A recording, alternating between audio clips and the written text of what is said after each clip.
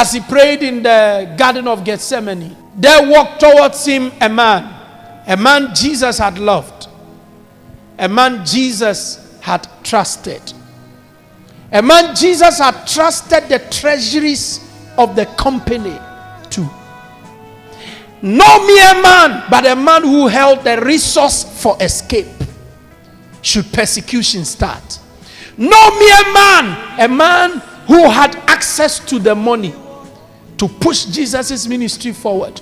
On that day, he wasn't coming with the money bag. He had abandoned the money bag of the Messiah and gone for money from the world. The monies that had come to him by reason of Jesus serving men, he had abandoned the money that came by service, and he had gone to seek his own money. And he walked to Jesus. It was a normal thing for brethren to go bow to their master.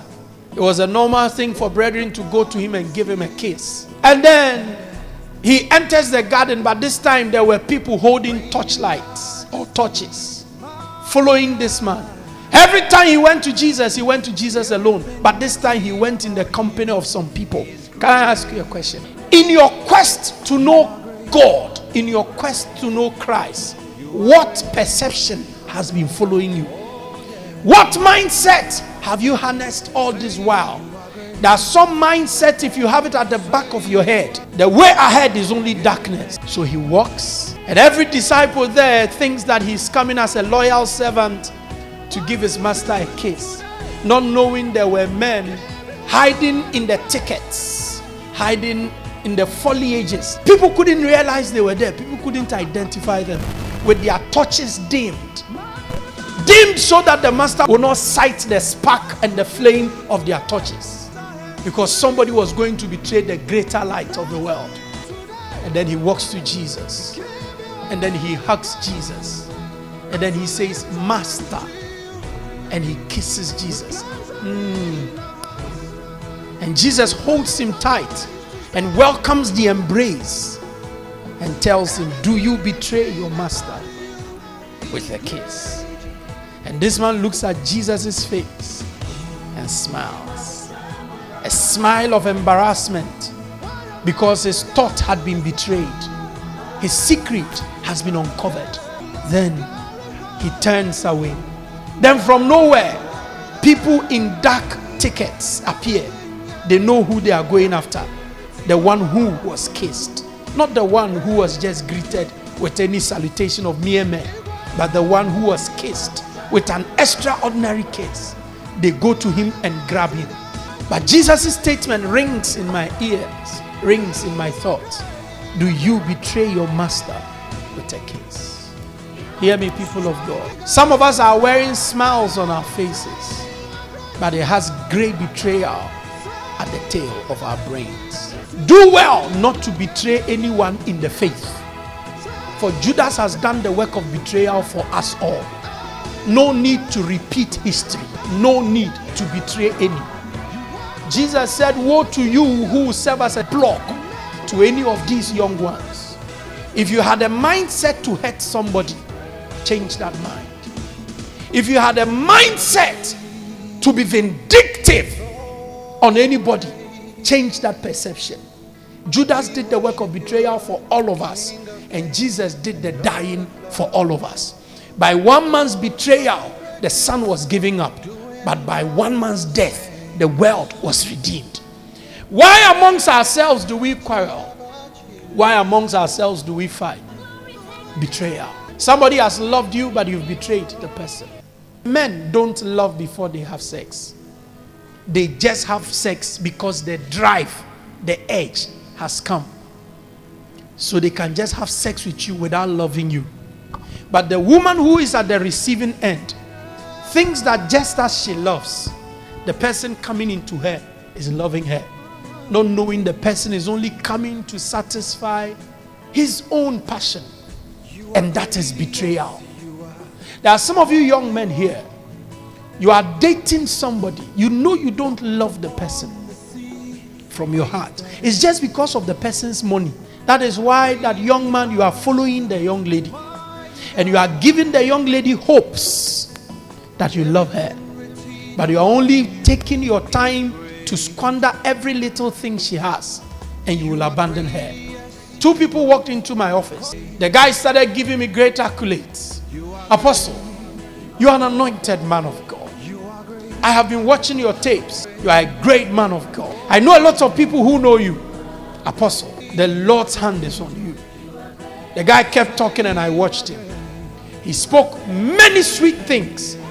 He said things about myself that I never knew. He brought my attention to myself. And after all that, he said, so pastor, we are here. I want to marry the girl. I looked straight into his eyes and I said, look at me, don't give a blink. Give me a straight stare. And let me ask you a question. Do you love her? He didn't answer straight. He turned and looked at the lady's face. I said yes. In psychology, in the art of responses, when a person can't come straight but waits and then posits an act, it means something is wrong. So I looked at his face again and I said, will you marry her? He said, yes. If all things work out, I'll marry her. Then I said, now you are bringing in a condition. What are the all things you are waiting for? On their way down, I called the lady to come back. And I said, he doesn't love you. He said, pastor, he loves me. I said, young lady, he doesn't love you.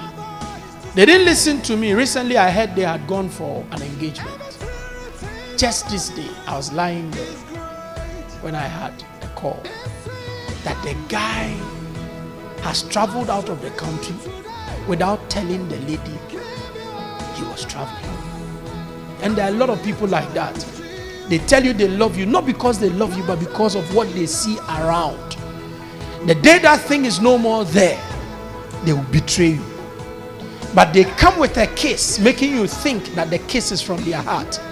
But understand that kiss is only from the lip.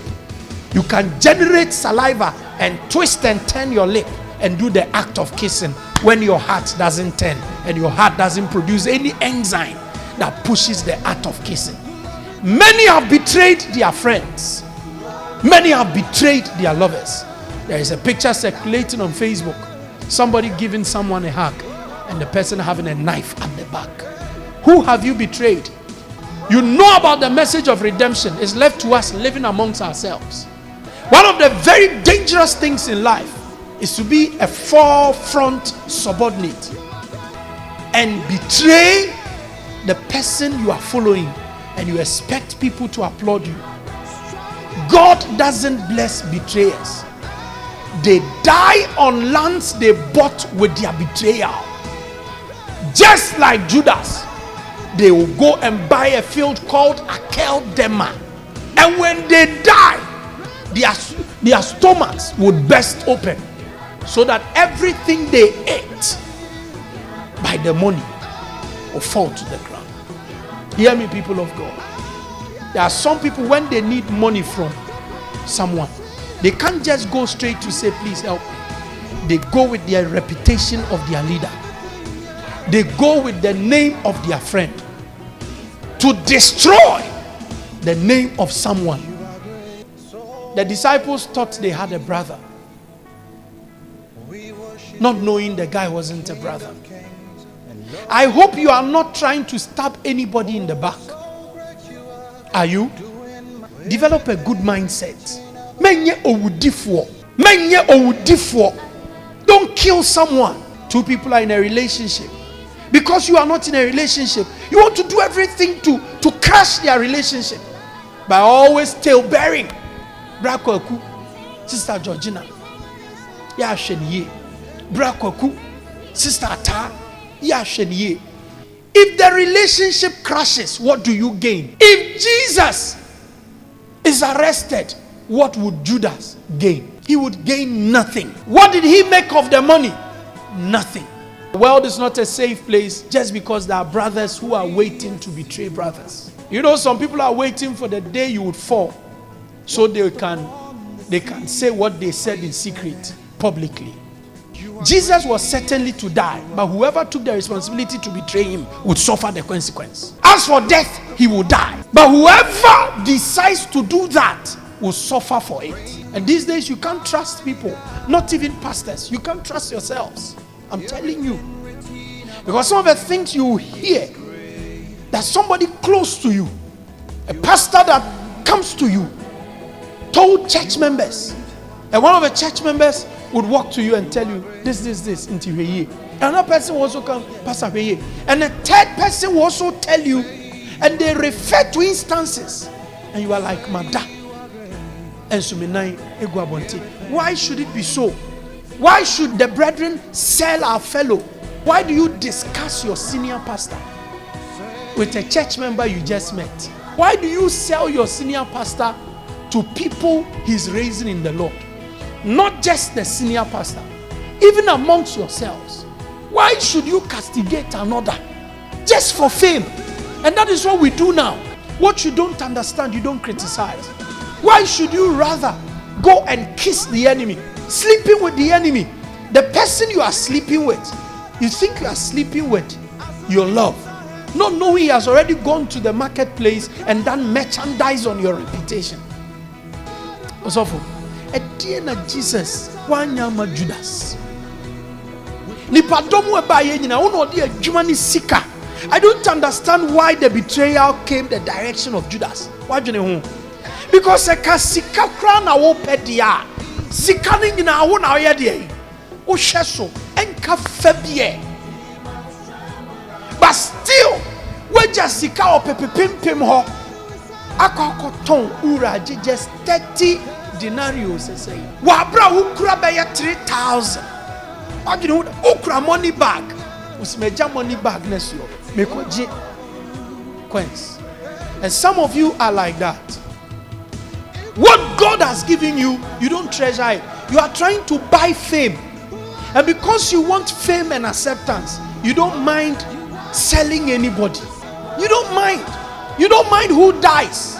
Brothers selling our brothers. Betrayal is the game for acceptance today. You must say something to sell somebody out.